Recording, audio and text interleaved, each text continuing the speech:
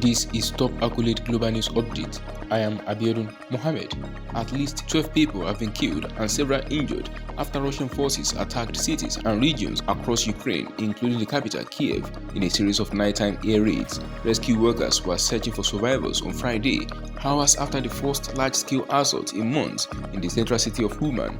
At least 10 people were killed and 17 wounded when a missile hit an apartment building. Interior Minister Ihor Klimenko said in Dnipro, city's mayor Boris Filatov said a woman and a young child were killed in the attacks in the early hours of Friday, but gave no further details. No more words, he wrote. Videos shared on social media showed part of the building in Uman, a city of 80,000 people in the Cherkasky Oblast, up in flames with rubble underneath. President Volodymyr Zelensky wrote on Telegram that this, in quote, Russian terror must face a fair response from Ukraine and the world. It was not clear what Russia was targeting, although it has regularly struck civilian infrastructure, particularly energy facilities, throughout the winter.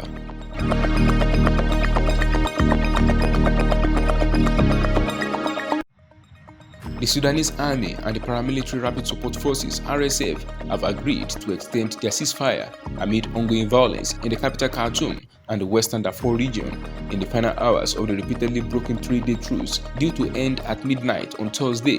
The army said it would extend the ceasefire for an additional 72 hours following mediation efforts by Saudi Arabia and the United States. The RSF also said it approved the extended truce, adding that the proposal came from two diplomatic groupings that include the US, Saudi Arabia, Norway, the United Kingdom, and the United Arab Emirates. On Thursday, warplanes patrolled over the capital's northern suburbs as fighters on the ground exchanged artillery and heavy machine gun fire, witnesses told the AFP news agency. The previous ceasefire has not stopped the fighting, but created enough of a lull for tens of thousands of Sudanese to flee to safer areas and for foreign nations to evacuate hundreds of their citizens by land and sea. Together, the army and the RSF toppled the civilian government in an October 2021 coup, but are now locked in a power struggle that has derailed an internationally backed transition to democracy and is threatening to destabilize the fragile region.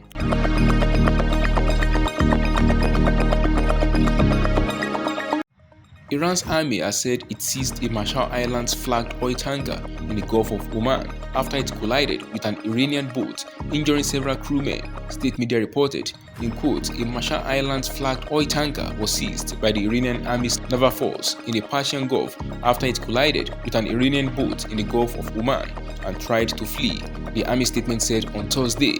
Earlier, the US Navy said Iranian forces seized a tanker in the Gulf of Oman in international waters. Satellite tracking data for the vessel from marinetraffic.com showed the tanker in the Gulf of Oman, just north of Oman's capital, Muscat, on Thursday afternoon. It had just come from Kuwait and listed its destination as Houston, Texas, in the United States. The waters where the US-bound ship was seized, near the Strait of Hormuz, are a choke point for at least a third of the world's seaborne oil. In a statement issued earlier, the US Navy had said Iranian naval forces had seized the Advantage Sweet oil tanker while it had been in quote transiting international waters in the Gulf of Oman.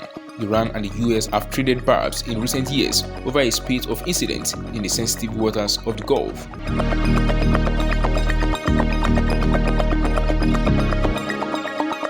The Philippine Coast Guard (PCG) has said two of its vessels were involved in a confrontation with the Chinese Navy in the disputed South China Sea and accused the Chinese Coast Guard (CCG) of engaging in dangerous maneuvers at Second Thomas Shoal, a long-running flashpoint between the two countries. The first incident occurred when the Chinese Navy ship crossed path with the Coast Guard boat 7 nautical miles from Pag Asa Island on April 21st, the PCG said in a statement on Friday. The rock in the disputed Spratly Islands, also known as T2 Island, was occupied by the Philippines in the 1970s and is now home to as many as 400 people.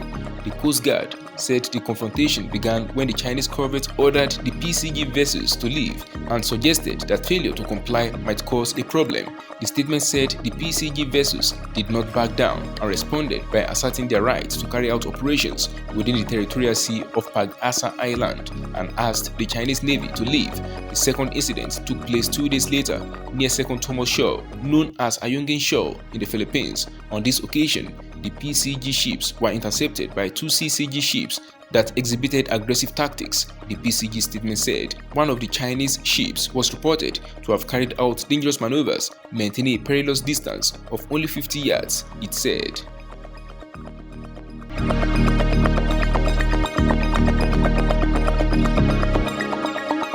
NATO allies and partner countries have provided Ukraine with 1,550 armored vehicles and 230 tanks to form units and help it retake territory from Russian forces, the military alliance's chief said. Jens Stoltenberg, NATO Secretary General, said on Thursday that the deliveries constituted more than 98% of the combat vehicles promised to Ukraine during Russia's invasion and war, giving Kiev a bigger punch as it contemplates launching a counter-offensive.